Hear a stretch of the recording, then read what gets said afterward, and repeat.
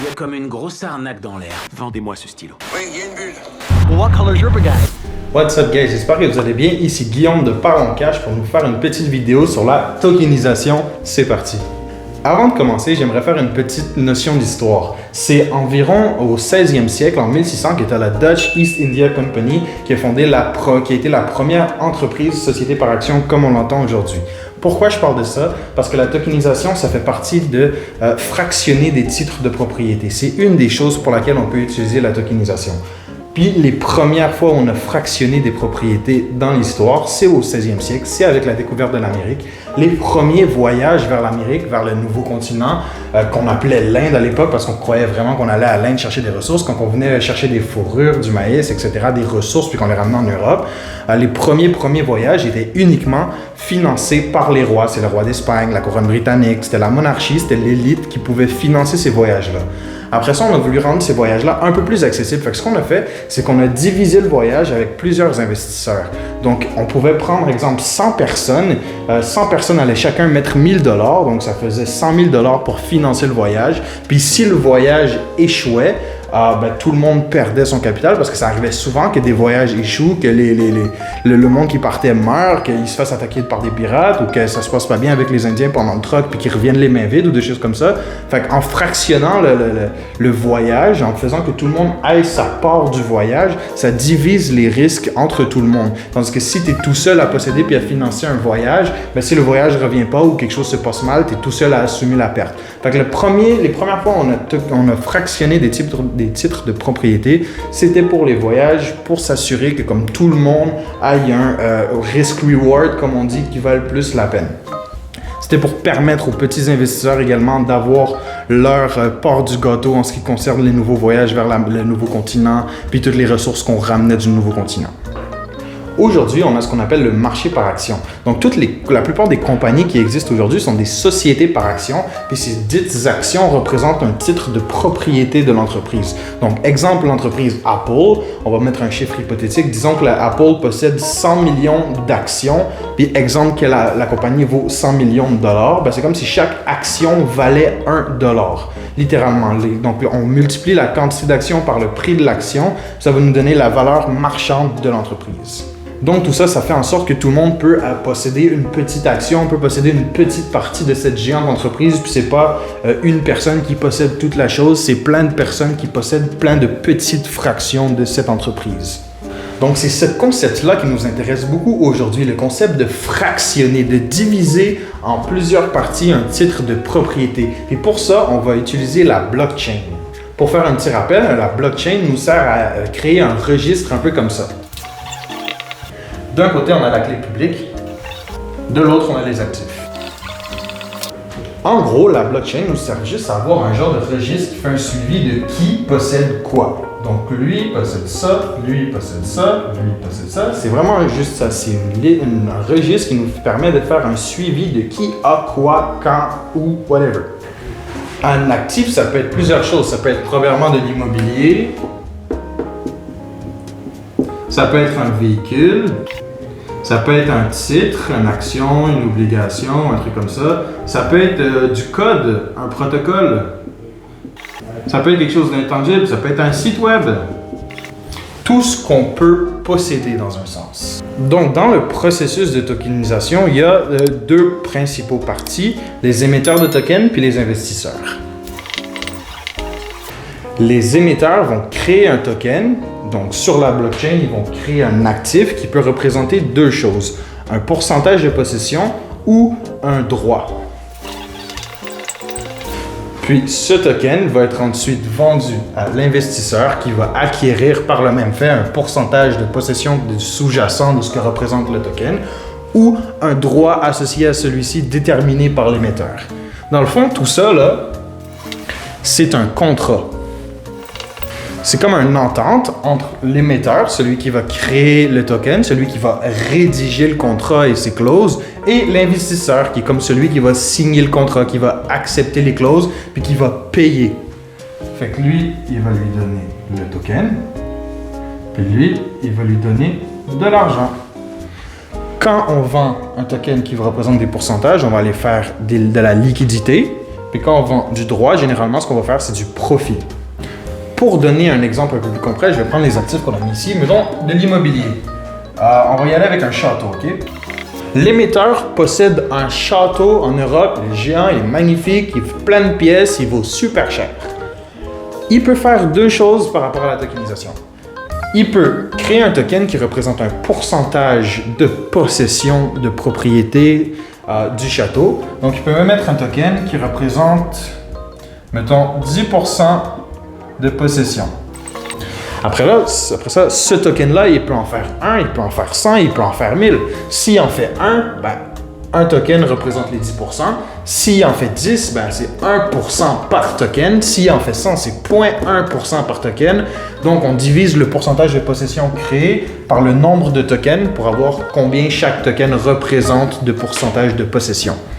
Donc, vous allez dire, c'est quoi l'intérêt pour l'investisseur d'acheter un token qui représente un pourcentage de possession d'un château? Mais exemple, ce château-là, il vaut 1 million de dollars en ce moment. Si tu l'achètes et tu possèdes 10%, on va faire ça facile, on va dire qu'il y a un token et qu'il représente 10%. Celui qui l'achète après, ce qu'il peut faire, c'est aller le revendre sur le marché secondaire. Où est-ce que ça va être revendu encore et encore et encore? Donc, exemple, il achète un token qui représente 10% de la valeur du château. Le château vaut 1 million. Le token se vend 100 000 $. Donc, l'émetteur vient de faire 100 000 $ de liquidité et l'investisseur vient d'acheter 10% du château. Mettons que l'année d'après, l'immobilier monte, les châteaux font fureur, la valeur du château augmente à 1,2 million. Donc, le token vaut maintenant 120 000 $. Donc, l'investisseur a fait un profit de 20 000 $. C'est une façon pour les investisseurs de s'exposer à la valeur de marché auquel il n'était pas possible de s'exposer avant. Donc avant, si tu voulais acheter un château, il faut que tu achètes le château. Il faut que tu achètes littéralement le château, puis c'est pas possible pour tout le monde d'acheter le château. Ou là, tu peux acheter une fraction du château pour posséder puis être exposé à la valeur. C'est comme une façon nouvelle d'investir en immobilier. On peut prendre le même exemple pour une toile, la Mona Lisa, ou posséder une partie de la Mona Lisa, ou n'importe quel actif qui avant était réservé aux élites peut maintenant être fractionné et on peut permettre aux petits investisseurs d'investir des montants infimes dedans puis de s'exposer à la valeur de croissance de ces actifs. L'autre chose qu'on peut faire en tokenisant, c'est créer un droit. Donc, ça peut être un droit de gestion de la propriété, ça peut être un droit d'accès à la propriété. Donc, exemple, j'émets un token. Donc, le token va donner un droit d'accès. Qui décide si le token il représente de la possession, un droit d'accès ou quoi que ce soit? C'est l'émetteur, c'est celui qui crée le token, qui rédige le contrat. Donc, tout ce que tu peux vouloir faire, tu peux le faire. Ça peut représenter absolument n'importe quoi. C'est pas obligé d'être un droit d'accès comme je le décris. Ça peut être vraiment n'importe quoi. C'est selon la créativité de celui qui crée le token, puis selon le désir de celui qui l'achète. Parce qu'on peut dire, ah ben je vais vendre 10%, mais je vais vendre mon token 1 million. Mais personne ne va l'acheter parce que 10%, ça vaut pas 1 million si ton château vaut 1 million. Donc, ça peut être aussi un droit d'accès. Par exemple, j'émets 100 tokens, puis chaque token représente le droit d'avoir une nuit dans le château. Fait que si tu possèdes mon token, ben, chaque année, tu as le droit de venir passer une nuit au château. Puis encore là, combien il vaut le token? Ben, c'est toi c'est l'émetteur qui décide combien il vend pour la première fois aux investisseurs. Mais après, il y a un marché secondaire. Fait que si toi, tu utilises ton token, tu passes une nuit là, puis tu dis, l'année prochaine, ça me tente pas, tu peux revendre ton token, mais tu peux le revendre plus cher ou moins cher que ce que tu l'as payé parce qu'il va y avoir un marché complet pour ça. Deuxième exemple que je voudrais faire par rapport à la tokenisation, au lieu de prendre un actif physique comme un château, on va prendre la carrière de quelqu'un. Exemple, je suis un artiste, ok? Je suis un jeune chanteur, je suis un rappeur montréalais, je suis un jeune artiste émergent. J'ai sorti quelques musiques, quelques vidéoclips, etc. J'ai un petit nom, j'ai une petite fanbase, mais je suis pas encore gros puis j'ai pas beaucoup de moyens pour grossir. Qu'est-ce que je peux faire? C'est émettre un token, donc créer un token qui va représenter soit un pourcentage de ma carrière, donc ça peut être des royautés, une partie de mes profits qui vont être reversés, ça peut être des dividendes ou quelque chose comme ça, ou ça peut être un droit. En prenant le pourcentage, c'est vraiment comme transformer un petit artiste en start-up. Ça peut permettre à ses fans d'investir dans lui. Imagine un artiste que tu aimes bien à Montréal, si tu pouvais acheter une partie de sa carrière, littéralement. Donc, pour lui, l'artiste, ça va lui rapporter de l'argent. Donc, il va avoir du financement pour pouvoir faire des musiques, faire des vidéoclips, etc. Donc, ça va lui financer sa carrière. Donc, ça va l'aider à se développer. Puis, pour l'investisseur, ben, généralement, l'investisseur qui va investir dans un artiste, c'est que c'est un fan de lui. Donc, tu vas voir ton artiste se développer. Mais en plus, s'il se développe et il devient plus gros puis il commence à faire de l'argent, tu vas toucher un pourcentage de cet argent-là. Fait que ça va être rentable pour toi d'avoir investi dans un artiste. Fait que c'est comme je disais, c'est vraiment transformer comme un artiste en petite start-up où est-ce que n'importe qui peut investir dessus. Puis, c'est vraiment...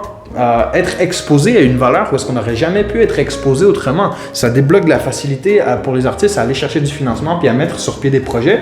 Quand je parle de pourcentage, c'est pas forcément un pourcentage de royauté ou des trucs comme ça. Ça peut être, vous allez recevoir 50% des revenus de mon prochain album seulement. C'est pas obligé d'être quelque chose de perpétuel. C'est un contrat qui est entre l'émetteur et l'investisseur. Puis encore là, le token après peut être revendu. Fait que si genre c'est des royautés à chaque année, ben cette année j'en ai fait assez, je veux le revendre parce qu'on s'attend que l'année prochaine, il ne fasse pas trop d'argent ou quoi que ce soit. Il y a toujours moyen de s'arranger puis de faire...